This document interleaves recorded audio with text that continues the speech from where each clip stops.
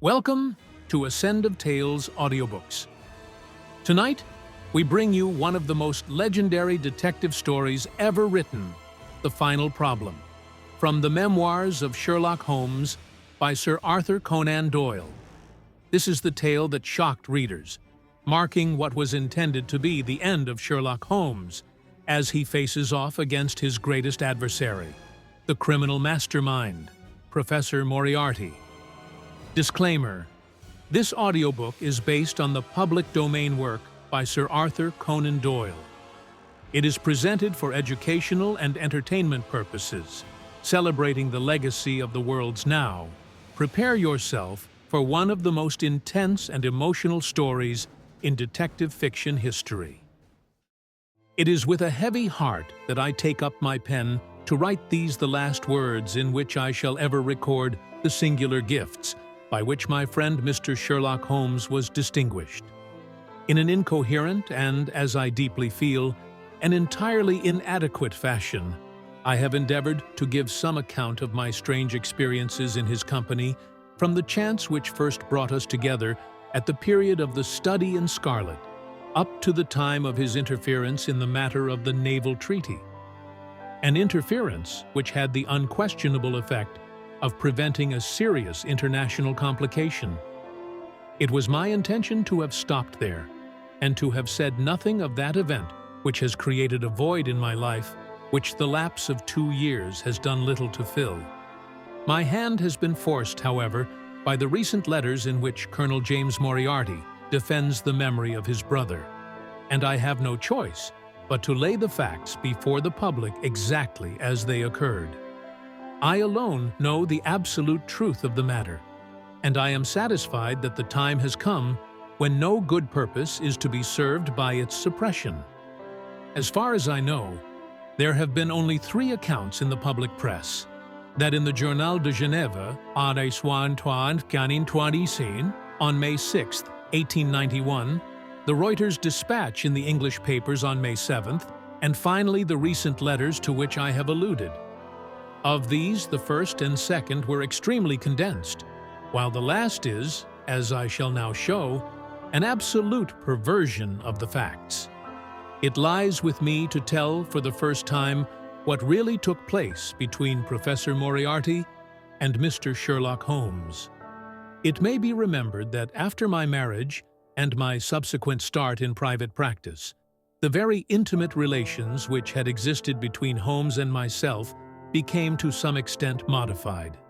He still came to me from time to time when he desired a companion in his investigation, but these occasions grew more and more seldom, until I find that in the year 1890 there were only 3 cases of which I retain any record.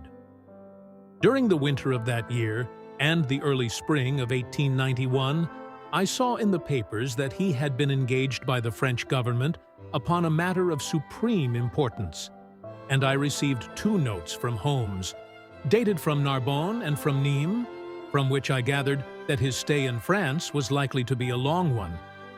It was with some surprise, therefore, that I saw him walk into my consulting room upon the evening of April 24th. It struck me that he was looking even paler and thinner than usual.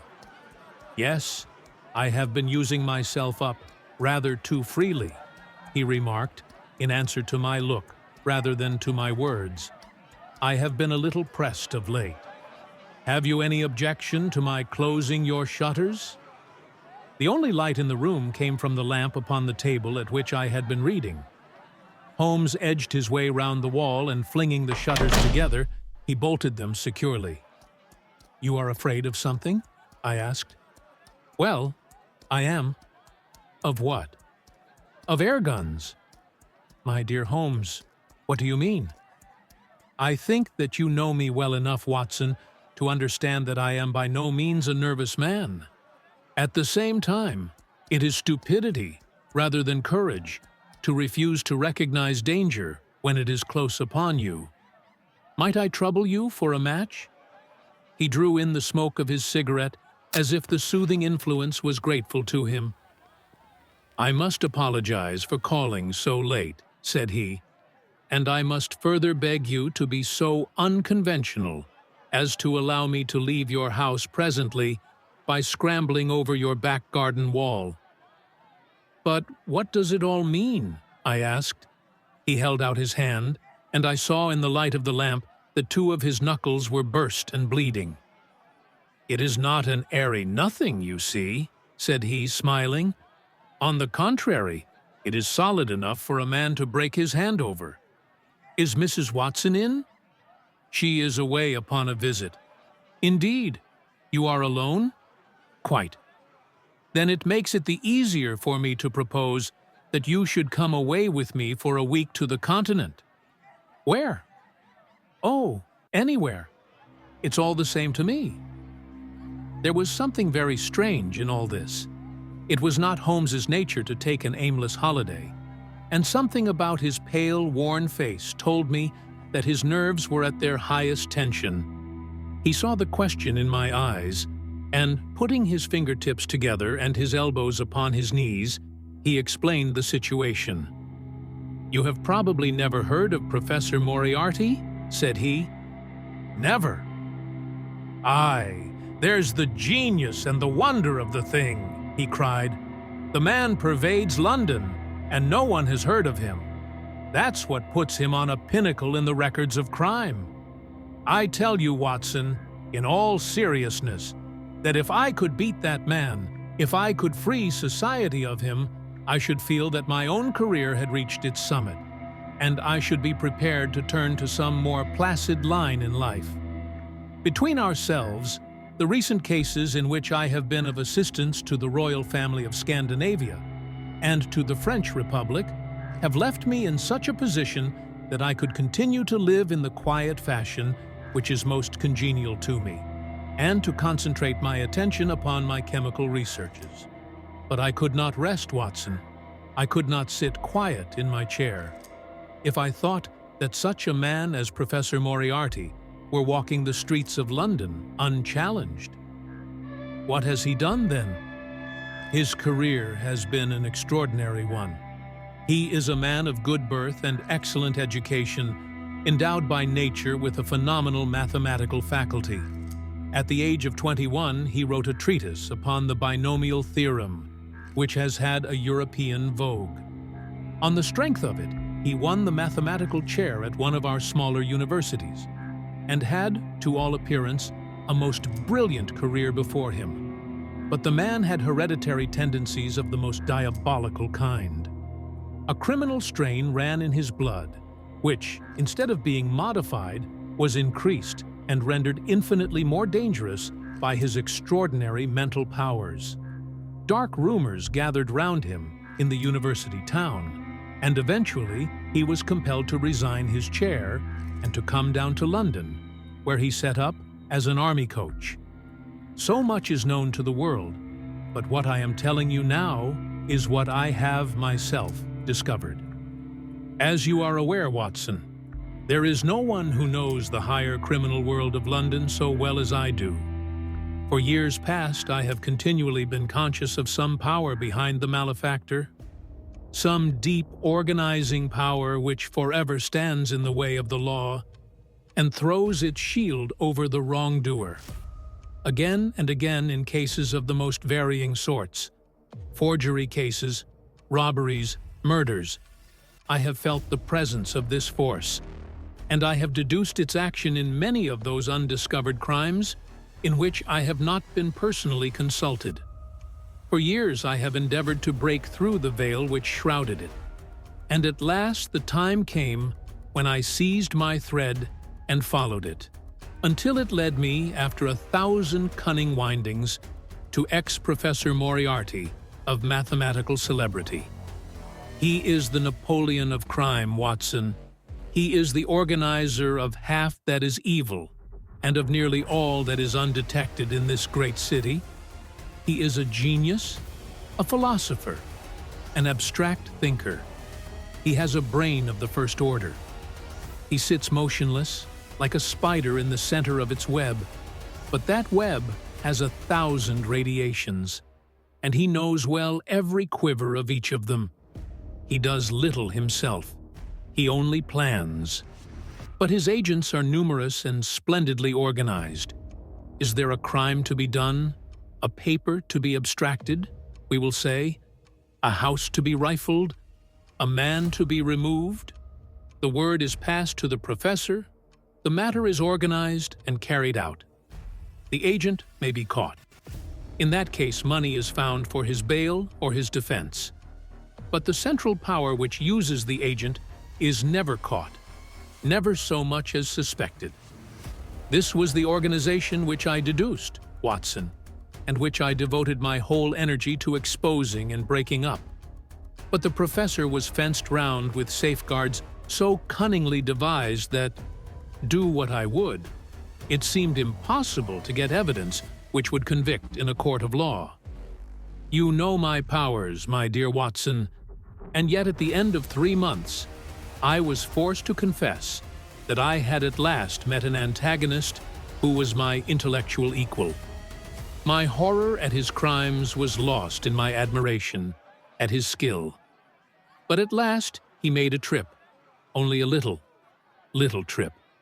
But it was more than he could afford when I was so close upon him. I had my chance, and starting from that point, I have woven my net round him until now it is all ready to close. In 3 days, that is to say, on Monday next, matters will be ripe, and the professor, with all the principal members of his gang, will be in the hands of the police. Then will come the greatest criminal trial of the century, the clearing up of over 40 mysteries, and the rope for all of them. But if we move at all prematurely, you understand, they may slip out of our hands even at the last moment. Now, if I could have done this without the knowledge of Professor Moriarty, all would have been well. But he was too wily for that. He saw every step which I took to draw my toils round him. Again and again he strove to break away, but I as often headed him off. I tell you, my friend, that if a detailed account of that silent contest could be written, it would take its place as the most brilliant bit of thrust and parry work in the history of detection. Never have I risen to such a height, and never have I been so hard-pressed by an opponent. He cut deep, and yet I just undercut him.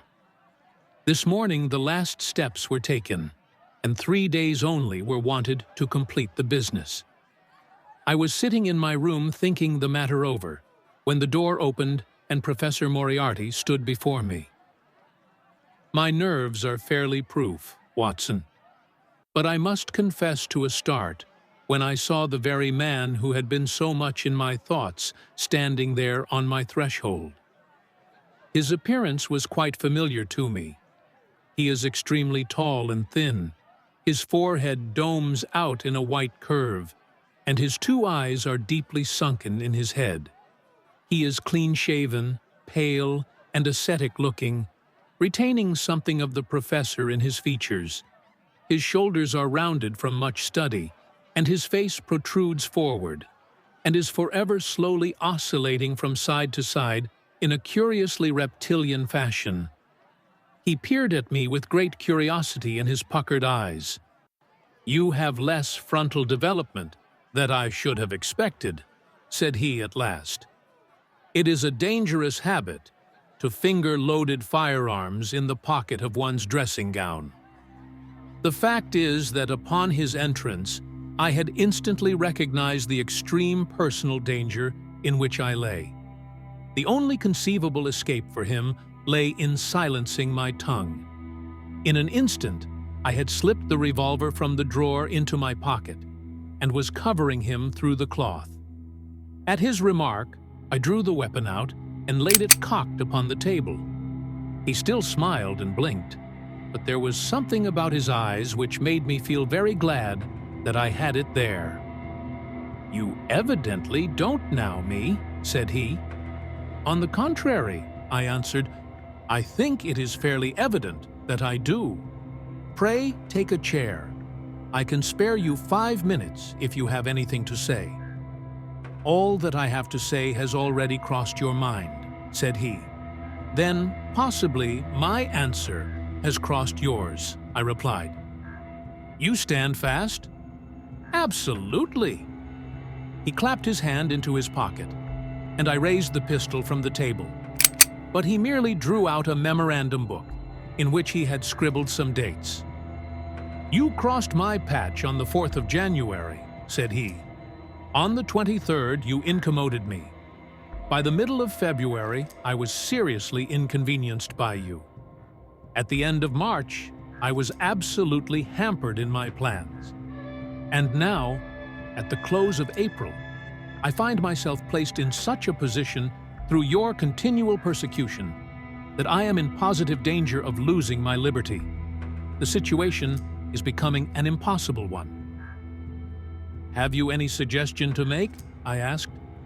You must drop it, Mr. Holmes, said he, swaying his face about. You really must, you know. After Monday, said I. Tut, tut, said he.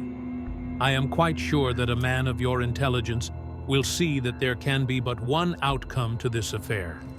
It is necessary that you should withdraw. You have worked things in such a fashion that we have only one resource left. It has been an intellectual treat to me to see the way in which you have grappled with this affair, and I say unaffectedly that it would be a grief to me to be forced to take any extreme measure. You smile, sir, but I assure you that it really would. Danger is part of my trade, I remarked. That is not danger, said he. It is inevitable destruction. You stand in the way not merely of an individual, but of a mighty organization, the full extent of which you, with all your cleverness, have been unable to realize. You must stand clear, Mr. Holmes, or be trodden underfoot. I am afraid, said I, rising, that in the pleasure of this conversation, I am neglecting business of importance, which awaits me elsewhere. He rose also and looked at me in silence, shaking his head sadly. Well, well, said he at last, it seems a pity, but I have done what I could. I know every move of your game. You can do nothing before Monday. It has been a duel between you and me, Mr. Holmes. You hope to place me in the dock. I tell you that I will never stand in the dock. You hope to beat me. I tell you that you will never beat me. If you are clever enough to bring destruction upon me, rest assured that I shall do as much to you. You have paid me several compliments, Mr. Moriarty, said I. Let me pay you one in return, when I say that if I were assured of the former eventuality, I would, in the interests of the public, cheerfully accept the latter. I can promise you the one, but not the other, he snarled, and so turned his rounded back upon me, and went peering and blinking out of the room. That was my singular interview with Professor Moriarty. I confess that it left an unpleasant effect upon my mind. His soft, precise fashion of speech leaves a conviction of sincerity which a mere bully could not produce. Of course, you will say, why not take police precautions against him? The reason is that I am well convinced that it is from his agents the blow will fall. I have the best proofs that it would be so. You have already been assaulted? My dear Watson, Professor Moriarty is not a man who lets the grass grow under his feet. I went out about midday to transact some business in Oxford Street. As I passed the corner which leads from Bentinck Street on to the Welbeck Street, crossing a two-horse van, furiously driven, whizzed round and was on me like a flash. I sprang for the footpath and saved myself by the fraction of a second. The van dashed round by Marylebone Lane and was gone in an instant. I kept to the pavement after that, Watson, but as I walked down Vere Street, a brick came down from the roof of one of the houses and was shattered to fragments at my feet. I called the police and had the place examined. There were slates and bricks piled up on the roof, preparatory to some repairs, and they would have me believe that the wind had toppled over one of these. Of course, I knew better, but I could prove nothing. I took a cab after that and reached my brother's rooms in Pall Mall, where I spent the day. Now I have come round to you, and on my way I was attacked by a rough with a bludgeon. I knocked him down, and the police have him in custody. But I can tell you with the most absolute confidence that no possible connection will ever be traced between the gentleman upon whose front teeth I have barked my knuckles and the retiring mathematical coach, who is, I dare say, working out problems upon a black board 10 miles away. You will not wonder, Watson, that my first act on entering your rooms was to close your shutters, and that I have been compelled to ask your permission to leave the house by some less conspicuous exit than the front door. I had often admired my friend's courage, but never more than now, as he sat quietly checking off a series of incidents which must have combined to make up a day of horror. "You will spend the night here?" I said. "No, my friend. You might find me a dangerous guest. I have my plans laid, and all will be well. Matters have gone so far now that they can move without my help as far as the arrest goes. Though my presence is necessary for a conviction, it is obvious, therefore, that I cannot do better than get away for the few days which remain before the police are at liberty to act. It would be a great pleasure to me, therefore, if you could come on to the continent with me." "The practice is quiet," said I, "and I have an accommodating neighbor. I should be glad to come." "And to start tomorrow morning?" "If necessary." "Oh, yes, it is most necessary." "Then these are your instructions, and I beg, my dear Watson, that you will obey them to the letter, for you are now playing a double-handed game with me against the cleverest rogue and the most powerful syndicate of criminals in Europe. Now listen. You will dispatch whatever luggage you intend to take by a trusty messenger unaddressed to Victoria tonight. In the morning you will send for a hansom, desiring your man to take neither the first nor the second, which may present itself. Into this hansom you will jump, and you will drive to the Strand end of the Lowther Arcade, handling the address to the cabman upon a slip of paper, with a request that he will not throw it away. Have your fare ready, and the instant that your cab stops, dash through the arcade, timing yourself to reach the other side at 9:15. You will find a small brougham waiting close to the curb, driven by a fellow with a heavy black cloak, tipped at the collar with red. Into this you will step, and you will reach Victoria in time for the Continental Express. Where shall I meet you? At the station. The second first-class carriage from the front will be reserved for us. The carriage is our rendezvous, then? Yes. It was in vain that I asked Holmes to remain for the evening. It was evident to me that he thought he might bring trouble to the roof he was under, and that was the motive which impelled him to go. With a few hurried words as to our plans for the morrow, he rose and came out with me into the garden, clambering over the wall which leads into Mortimer Street, and immediately whistling for a hansom, in which I heard him drive away. In the morning, I obeyed Holmes's injunctions to the letter. A hansom was procured with such precaution as would prevent its being one which was placed ready for us, and I drove immediately after breakfast to the Lowther Arcade, through which I hurried at the top of my speed. A brougham was waiting with a very massive driver, wrapped in a dark cloak, who, the instant that I had stepped in, whipped up the horse and rattled off to Victoria Station.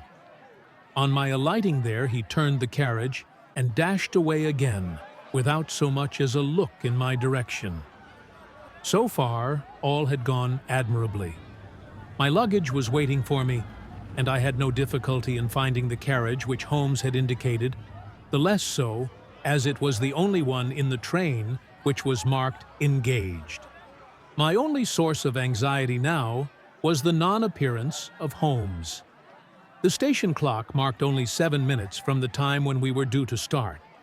In vain, I searched among the groups of travelers and leave-takers for the lithe figure of my friend. There was no sign of him.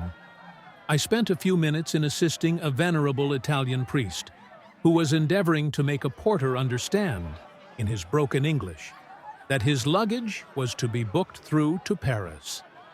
Then, having taken another look round, I returned to my carriage, where I found that the porter, in spite of the ticket, had given me my decrepit Italian friend as a traveling companion.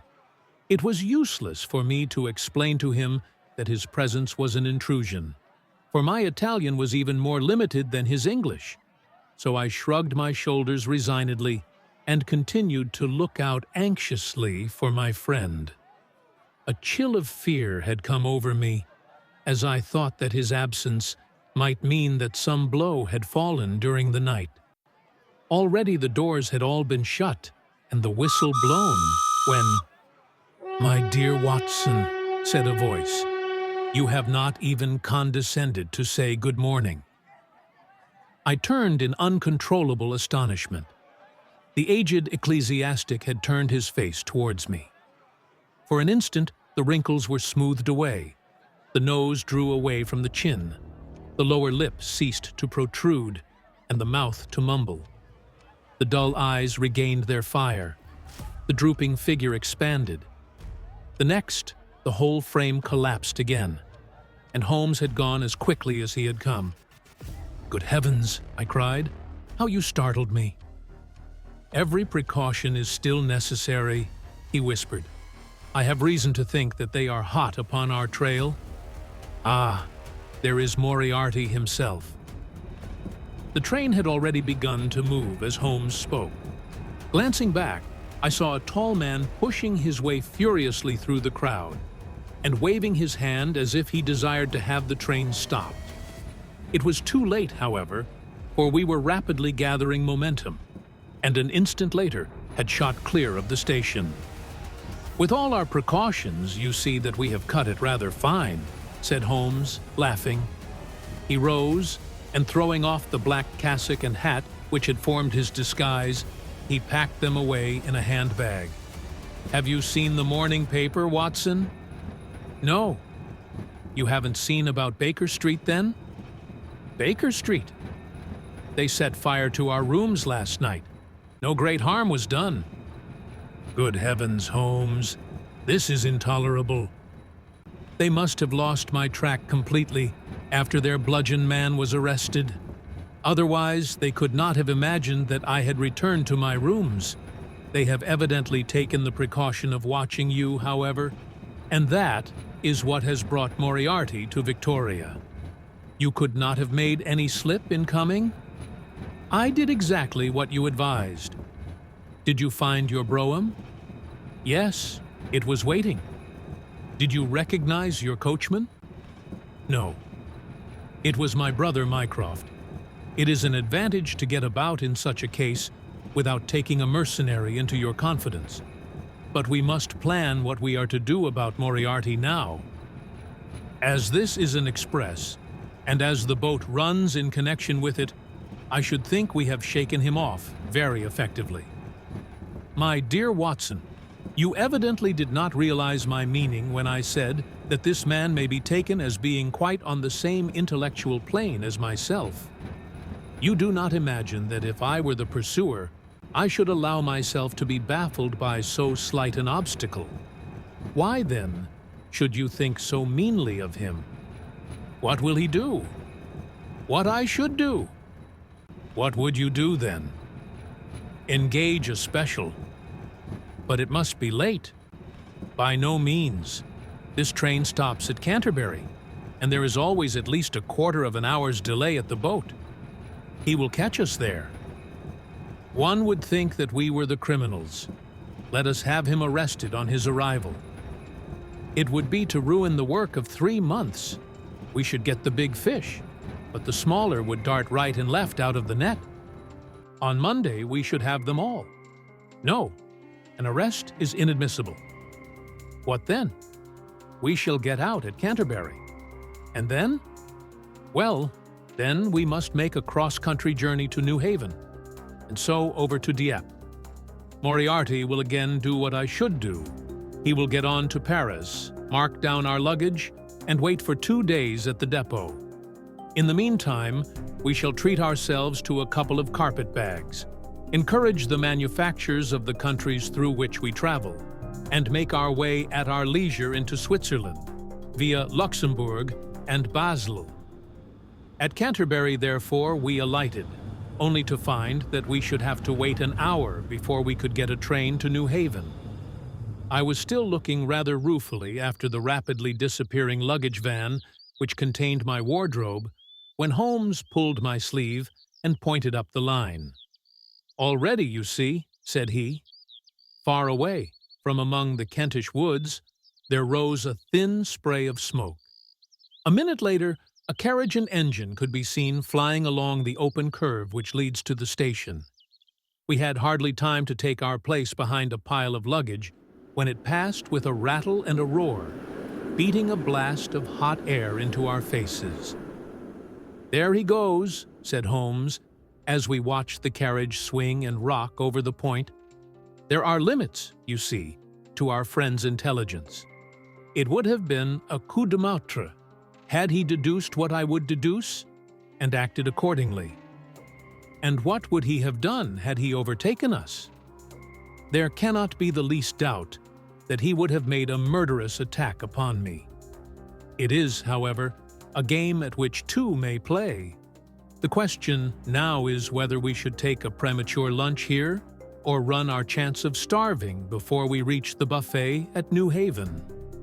We made our way to Brussels that night and spent 2 days there, moving on upon the third day as far as Strasbourg. On the Monday morning, Holmes had telegraphed to the London police, and in the evening we found a reply waiting for us at our hotel. Holmes tore it open, and then with a bitter curse hurled it into the grate. "I might have known it," he groaned. "He has escaped." "Moriarty? They have secured the whole gang with the exception of him. He has given them the slip. Of course, when I had left the country, there was no one to cope with him. But I did think that I had put the game in their hands. I think that you had better return to England, Watson." "Why?" "Because you will find me a dangerous companion now. This man's occupation is gone. He is lost if he returns to London. If I read his character right, he will devote his whole energies to revenging himself upon me. He said as much in our short interview, and I fancy that he meant it. I should certainly recommend you to return to your practice." It was hardly an appeal to be successful with one who was an old campaigner as well as an old friend. We sat in the Strasbourg salle à manger, arguing the question for half an hour, but the same night we had resumed our journey and were well on our way to Geneva. For a charming week we wandered up the valley of the Rhone, and then, branching off at Luc, we made our way over the Gemmi Pass, still deep in snow, and so, by way of Interlaken to Meiringen. It was a lovely trip, the dainty green of the spring below, the virgin white of the winter above. But it was clear to me that never for one instant did Holmes forget the shadow which lay across him. In the homely alpine villages, or in the lonely mountain passes, I could tell by his quick glancing eyes and his sharp scrutiny of every face that passed us that he was well convinced that, walk where we would, we could not walk ourselves clear of the danger which was dogging our footsteps. Once, I remember, as we passed over the Gemmi and walked along the border of the melancholy Daubensee, a large rock, which had been dislodged from the ridge upon our right, clattered down and roared into the lake behind us. In an instant, Holmes had raced up onto the ridge and, standing upon a lofty pinnacle, craned his neck in every direction. It was in vain that our guide assured him that a fall of stones was a common chance in the springtime at that spot. He said nothing, but he smiled at me with the air of a man who sees the fulfillment of that which he had expected. And yet, for all his watchfulness, he was never depressed. On the contrary, I can never recollect having seen him in such exuberant spirits. Again and again he recurred to the fact that if he could be assured that society was freed from Professor Moriarty, he would cheerfully bring his own career to a conclusion. "I think that I may go so far as to say, Watson, that I have not lived wholly in vain," he remarked. "If my record were closed tonight, I could still survey it with equanimity. The air of London is the sweeter for my presence. In over 1,000 cases, I am not aware that I have ever used my powers upon the wrong side. Of late, I have been tempted to look into the problems furnished by nature, rather than those more superficial ones for which our artificial state of society is responsible. Your memoirs will draw to an end, Watson, upon the day that I crown my career by the capture or extinction of the most dangerous and capable criminal in Europe. I shall be brief, and yet exact, in the little which remains for me to tell. It is not a subject on which I would willingly dwell, and yet I am conscious that a duty devolves upon me to omit no detail. It was on the 3rd of May that we reached the little village of Meiringen, where we put up at the Englischer Hof, then kept by Peter Stuyler the elder. Our landlord was an intelligent man and spoke excellent English, having served for 3 years as waiter at the Grosvenor Hotel in London. At his advice, on the afternoon of the 4th we set off together, with the intention of crossing the hills and spending the night at the hamlet of Rosenlaui. We had strict injunctions, however, on no account to pass the falls of Reichenbach, which are about halfway up the hill, without making a small detour to see them. It is, indeed, a fearful place. The torrent, swollen by the melting snow, plunges into a tremendous abyss, from which the spray rolls up like the smoke from a burning house. The shaft into which the river hurls itself is an immense chasm, lined by glistening coal-black rock and narrowing into a creaming, boiling pit of incalculable depth, which brims over and shoots the stream onward over its jagged lip. The long sweep of green water roaring forever down, and the thick, flickering curtain of spray hissing forever upward, turn a man giddy with their constant whirl and clamor.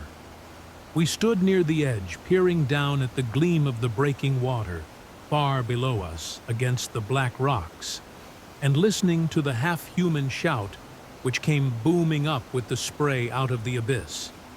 The path has been cut halfway round the fall to afford a complete view, but it ends abruptly, and the traveler has to return as he came. We had turned to do so when we saw a Swiss lad come running along it with a letter in his hand. It bore the mark of the hotel which we had just left, and was addressed to me by the landlord. It appeared that, within a very few minutes of our leaving, an English lady had arrived who was in the last stage of consumption. She had wintered at Davos Platz, and was journeying now to join her friends at Lucerne, when a sudden hemorrhage had overtaken her. It was thought that she could hardly live a few hours, but it would be a great consolation to her to see an English doctor, and if I would only return, etc. The good Stuyler assured me in a postscript that he would himself look upon my compliance as a very great favor, since the lady absolutely refused to see a Swiss physician, and he could not but feel that he was incurring a great responsibility. The appeal was one which could not be ignored. It was impossible to refuse the request of a fellow countrywoman dying in a strange land. Yet I had my scruples about leaving Holmes. It was finally agreed, however, that he should retain the young Swiss messenger with him as guide and companion while I returned to Meiringen. My friend would stay some little time at the fall, he said, and would then walk slowly over the hill to Rosenlaui, where I was to rejoin him in the evening. As I turned away, I saw Holmes, with his back against a rock and his arms folded, gazing down at the rush of the waters. It was the last that I was ever destined to see of him in this world. When I was near the bottom of the descent, I looked back. It was impossible from that position to see the fall, but I could see the curving path which winds over the shoulder of the hill and leads to it. Along this a man was, I remember, walking very rapidly.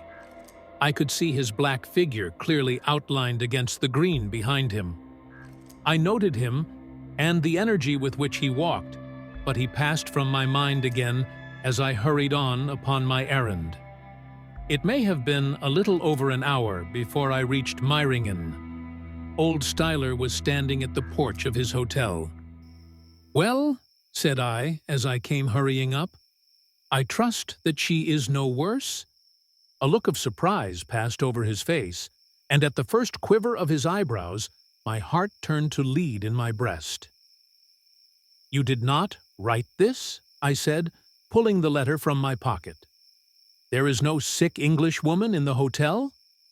"Certainly not," he cried, "but it has the hotel mark upon it. Ha! It must have been written by that tall Englishman who came in after you had gone," he said, but I waited for none of the landlord's explanations. In a tingle of fear, I was already running down the village street and making for the path which I had so lately descended. It had taken me an hour to come down. For all my efforts, 2 more had passed before I found myself at the fall of Reichenbach once more. There was Holmes's alpine stock still leaning against the rock by which I had left him. But there was no sign of him, and it was in vain that I shouted. My only answer was my own voice, reverberating in a rolling echo from the cliffs around me. It was the sight of that alpine stock which turned me cold and sick. He had not gone to Rosenlaui then. He had remained on that 3-foot path, with sheer wall on one side and sheer drop on the other, until his enemy had overtaken him. The young Swiss had gone too. He had probably been in the pay of Moriarty and had left the 2 men together. And then, what had happened? Who was to tell us what had happened then?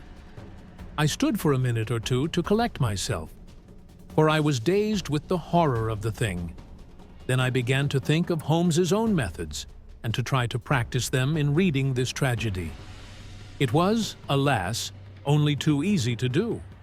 During our conversation, we had not gone to the end of the path, and the alpine stock marked the place where we had stood. The blackish soil is kept forever soft by the incessant drift of spray, and a bird would leave its tread upon it. 2 lines of footmarks were clearly marked along the farther end of the path, both leading away from me. There were none returning. A few yards from the end, the soil was all plowed up into a patch of mud, and the branches and ferns which fringed the chasm were torn and bedraggled. I lay upon my face and peered over with the spray spouting up all around me. It had darkened since I left, and now I could only see here and there the glistening of moisture upon the black walls, and far away down at the end of the shaft, the gleam of the broken water. I shouted, but only the same half-human cry of the fall was borne back to my ears. But it was destined that I should after all have a last word of greeting from my friend and comrade. I have said that his alpine stock had been left leaning against a rock which jutted onto the path. From the top of this boulder, the gleam of something bright caught my eye, and, raising my hand, I found that it came from the silver cigarette case which he used to carry. As I took it up, a small square of paper upon which it had lain fluttered down onto the ground. Unfolding it, I found that it consisted of 3 pages torn from his notebook and addressed to me. It was characteristic of the man that the direction was as precise, and the writing as firm and clear, as though it had been written in his study. My dear Watson, I write these few lines through the courtesy of Mr. Moriarty, who awaits my convenience for the final discussion of those questions which lie between us. He has been giving me a sketch of the methods by which he avoided the English police and kept himself informed of our movements. They certainly confirm the very high opinion which I had formed of his abilities. I am pleased to think that I shall be able to free society from any further effects of his presence, though I fear that it is at a cost which will give pain to my friends, and especially, my dear Watson, to you. I have already explained to you, however, that my career had in any case reached its crisis, and that no possible conclusion to it could be more congenial to me than this. Indeed, if I may make a full confession to you, I was quite convinced that the letter from Meiringen was a hoax, and I allowed you to depart on that errand under the persuasion that some development of this sort would follow. Tell Inspector Patterson that the papers which he needs to convict the gang are in Pigeonhole M, done up in a blue envelope and inscribed Moriarty. I made every disposition of my property before leaving England, and handed it to my brother Mycroft. Pray give my greetings to Mrs. Watson, and believe me to be, my dear fellow, very sincerely yours, Sherlock Holmes. A few words may suffice to tell the little that remains. An examination by experts leaves little doubt that a personal contest between the two men ended, as it could hardly fail to end in such a situation, in their reeling over, locked in each other's arms. Any attempt at recovering the bodies was absolutely hopeless, and there, deep down in that dreadful cauldron of swirling water and seething foam, will lie for all time the most dangerous criminal and the foremost champion of the law of their generation. The Swiss youth was never found again, and there can be no doubt that he was one of the numerous agents whom Moriarty kept in his employ. As to the gang, it will be within the memory of the public how completely the evidence which Holmes had accumulated exposed their organization, and how heavily the hand of the dead man weighed upon them. Of their terrible chief few details came out during the proceedings, and if I have now been compelled to make a clear statement of his career, it is due to those injudicious champions who have endeavored to clear his memory by attacks upon him whom I shall ever regard as the best and the wisest man whom I have ever known.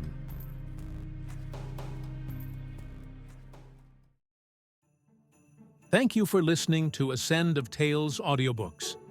We hope the final problem kept you on the edge of your seat.